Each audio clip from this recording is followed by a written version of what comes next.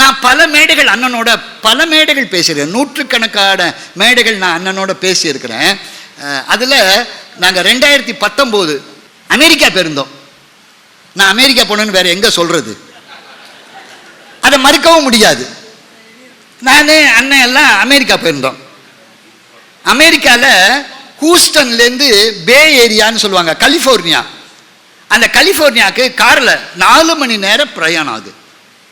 காரில் போகும்போது நான், அண்ணன், வக்கீல் சுமதி, அட்வொகேட் சுமதி சென்னை, அப்புறம் திருவண்ணாமலையில் எழிலரசி, நாங்கள் 4 பேரும் பிரயாணம். 4 மணி நேர பிரயாணம்.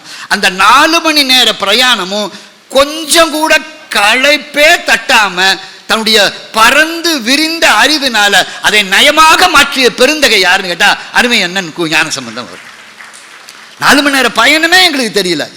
அதை விட கூத்து என்ன தெரியுமா, நாங்கள் அப்பல்லோ விண்கலம் இருக்குல்ல, முதல் போன விண்கலம் இருக்கு இல்லையா, அந்த அப்பல்லோ விண்கலத்தை பார்க்கறதுக்காக போனோம், நாசாவுக்கு போனோம். அதை பார்த்தோம். நான் அவருடைய திறமையை அப்போதான் உணர்ந்து கொண்டேன். அவருக்கு இருக்கிற பன்மொழி புலமை என்னங்கிறது அப்போதான் நிறுத்திட்டு. அந்த விஞ்ஞானத்துடைய ஒவ்வொரு பகுதியாக வச்சு சார் அதை பற்றி குறிப்பு ஆங்கிலத்தில் வச்சுருக்காங்க படிக்கணுங்கிறதுக்காக. என்ன தெரியுமா பண்ணாரு, கடகடன்னு அதை படிச்சாருங்க. தம்பி ரெடியா அப்படின்னாருங்க. ரெடின்னாங்க.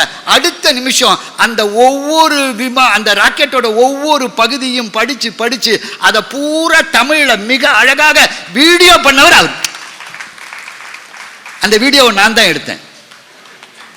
அதை விட கூத்து என்ன தெரியுமா, அந்த விண்கலத்தோட வாசல்ல நாங்க 2 பேரும் உட்காந்துட்டு பேசியிருக்கோம் பாருங்க.